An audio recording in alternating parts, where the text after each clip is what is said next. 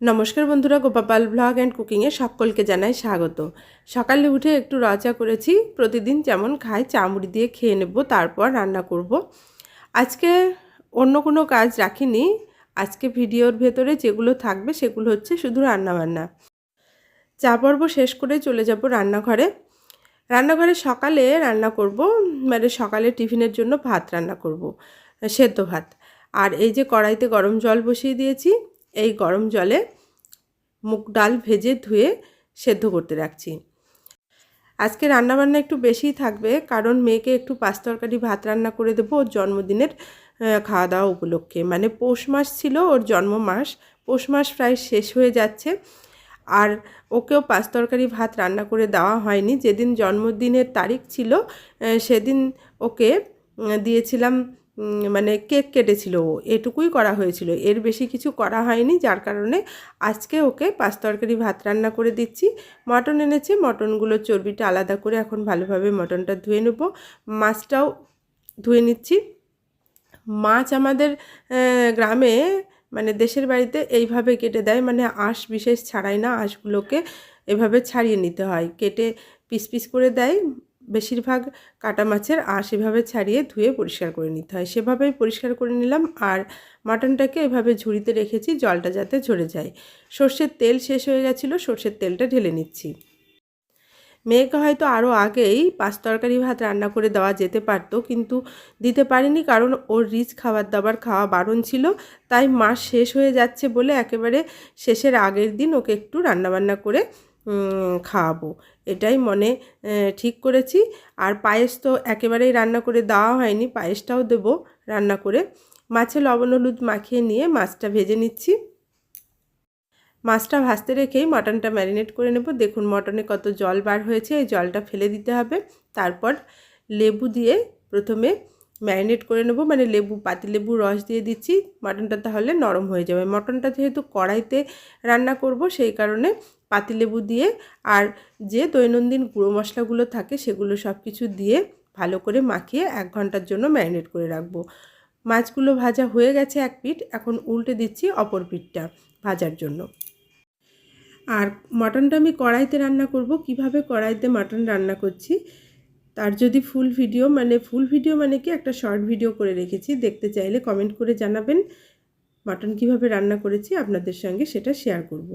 পাঁচফোড়ন, তেজপাতা, শুকনো লঙ্কা, গরম মশলা ফোড়নে দিয়েছি, পেঁয়াজ কুচি ভেজে নিয়েছি ফোড়নে। আর ওই যে বাটা মশলা যেখানে ছিল পেঁয়াজ, কাঁচা লঙ্কা, আদা, সেগুলো রসুন বাটা মশলা দিয়েছি। আর দৈনন্দিন যে গুঁড়ো মশলা, জিরে গুঁড়ো, ধনে গুঁড়ো, লাল লঙ্কার গুঁড়ো, কাশ্মীরি লঙ্কার গুঁড়ো দিয়ে মশলা কষিয়ে জল দিয়েছি।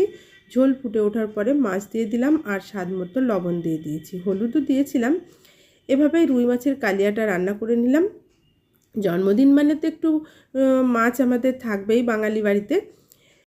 যে কোনো শুভ অনুষ্ঠানে বাঙালি বাড়িতে লক্ষণ করে মাছ রান্না, মানে মাছের একটা পদ থাকতেই হয়।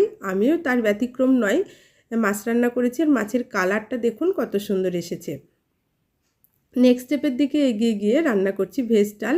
বিনস, গাজর, ক্যাপসিকাম মানে ভেজে নিচ্ছি। ফোড়নে দিয়েছি তেজপাতা, শুকনো লঙ্কা, গরম মশলা। তারপর রান্না করে নিচ্ছি চাটনি। চাটনিতে ফোড়ন দিয়েছি পাঁচফোড়ন, তেজপাতা, শুকনো লঙ্কা আর কালো সর্ষে। এদিকে ডালটা ফোড়ন দিয়ে ইন্ডাকশানে ফুটতে রেখেছি, আর ওদিকে গ্যাস ওভেনে চাটনিটা করে নিচ্ছি। ডালের মধ্যে দিয়ে দিলাম মটরশুঁটি। মটরশুঁটি ছাড়া ভেজ ডাল মানায় না, আর আমার মেয়ে ভেজ ডাল খেতে ভীষণ ভালোবাসে। আজকে ওর পছন্দ মতোই রান্নাগুলো করা হচ্ছে। আর টমেটোর চাটনিটা করে নিচ্ছি।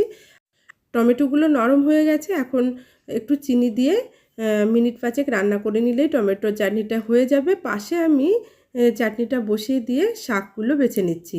শাকের ভেতরে যে ঘাস টাসগুলো ছিল সেগুলো বেছে শাকটা কুচি কুচি করে কেটে নেব। গোড়াটা একটু বাদ দিয়ে দেব। এটা লাল শাক ভাজা খেতে ভীষণ ভালো লাগে। আর কথাতে আছে শাকে ভাতে বাঙালি।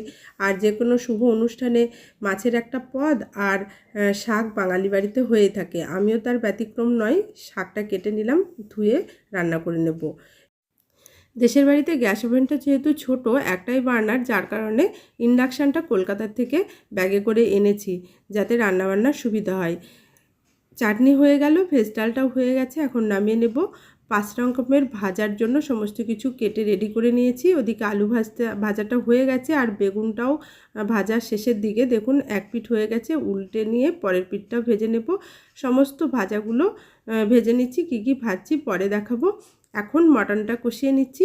আগেই বলেছি মটনের ভিডিওটা আমি শর্ট ভিডিও করেছি, সেটা আমি পরে এডিটিং করে আপনাদের সঙ্গে শেয়ার করব। মটনটা কিভাবে আমি রান্না করেছিলাম কড়াইতে। মাটনটা ভালো করে সেদ্ধ করে নিয়ে ইন্ডাকশানে সেদ্ধ হতে বসালাম। গ্যাস ওভেন ভালো করে মুছে পরিষ্কার করে ভাত বসিয়ে রেখে গেছিলাম স্নান করতে। স্নান সেরে এসে ঠাকুরের জন্য পায়েস রান্না করেছি, আর মেয়েকেও এই পায়েসই দেব। এক পাশে ঢাকনা লাগিয়ে মাটনটা সেদ্ধ হচ্ছে, আর এদিকে পায়েসটা আমার প্রায় রান্নার শেষের দিকে দিয়ে দিচ্ছি নলেন গুড়ের পাটালি। নলেন গুড় দিয়ে পায়েস খেতে ভালোবাসতেন শ্রী শ্রী ঠাকুর বালক ব্রহ্মচারী মহারাজ। গুরুদেব যেহেতু নলেন গুড়ের পাটালি দিয়ে মানে নলেন গুড় দিয়ে পায়েস রান্না করলে খেতে ভালোবাসতেন, সে কারণে শীতকালে যেহেতু নলেন গুড় অ্যাভেলেবল, নলেন গুড় দিয়েই পায়েস রান্না করেছি। ঠাকুরের জন্য প্রসাদ তুলে নিয়েছি, তারপর মেয়ের জন্য তুলে নিচ্ছি জন্মদিনের পায়েস।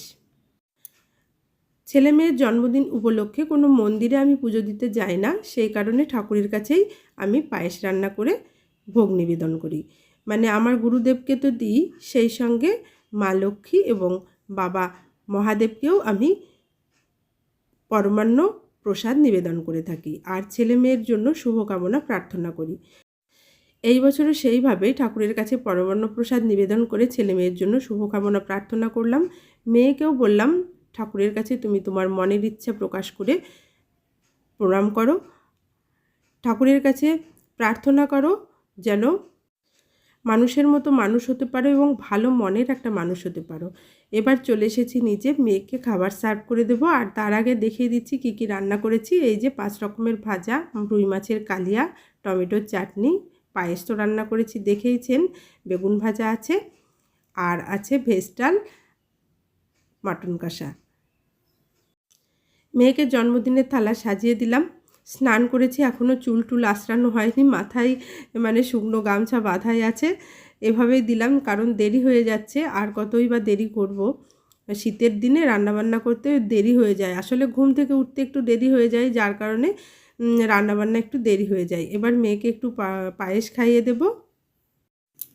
আপনারা যারা আমার ভিডিওটা দেখছেন, আমার মেয়েকে সকলে আশীর্বাদ করবেন, জীবনে যেন ও মানুষের মতো মানুষ হতে পারে, ভালো মনের একটা মানুষ হতে পারে, এটুকুই আমি ঠাকুরের কাছে প্রার্থনা করি। আপনারাও সেই আশীর্বাদ মানে আপনারা আপনাদের মতো আশীর্বাদ করবেন আমার মেয়েকে জন্মদিন উপলক্ষে।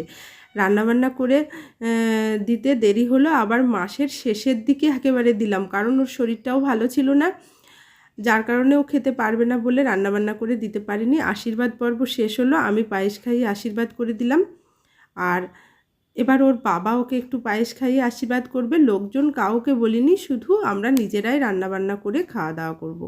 মেয়েকে দিয়েছি, মানে বললে হয়তো গ্রামের বাড়িতে 2-4 জনকে বলা যেত, কিন্তু বলতে পারলাম না, কারণ কোনো কিছু গুছিয়ে উঠতে পারিনি। গতকাল এসেছি গ্রামের বাড়িতে, পরের দিনই মেয়েকে রান্না করে দিচ্ছি, যার কারণে ওর বন্ধুবান্ধব বলতে কাউকে বলিনি, আবার নিজেদের আত্মীয় কুটুম্বের মধ্যেও কাউকে বলতে পারিনি। 2-5 জনকে বললে ভালো লাগে বাড়িতে একটা অনুষ্ঠান হলে, কিন্তু কিছুই করা সম্ভব হলো না। রান্নাবান্না খাওয়া দাওয়া সমস্ত কমপ্লিট হয়ে গেছে, রান্নাঘরও পরিষ্কার হয়ে গেছে।